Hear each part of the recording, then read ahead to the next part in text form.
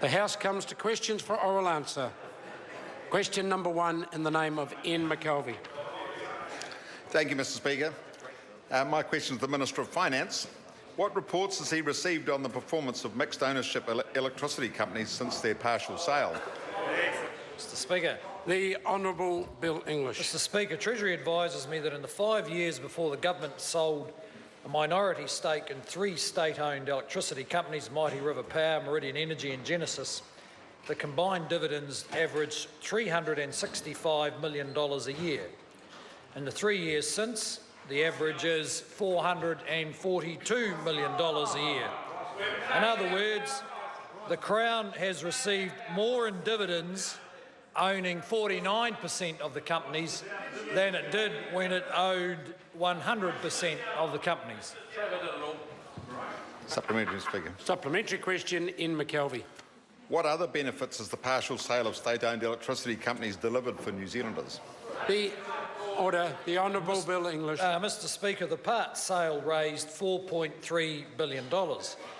This money has been invested in schools, hospitals, the Canterbury rebuild, delivering better education, healthcare and transport infrastructure. And because we've been able to finance those things out of the proceeds of the sale, we have been able to reduce New Zealand's indebtedness. Supplementary, Mr Speaker. Supplementary question in McKelvie. Has the part sale of state-owned electricity companies led to an escalation in power prices? The Honourable Bill English. Mr Speaker, that's a very good question because at the time there was assertions that the sale of the companies would drive prices up. In fact, since the first company was listed in May 2013, the energy component of electricity prices has increased by less than the rate of inflation.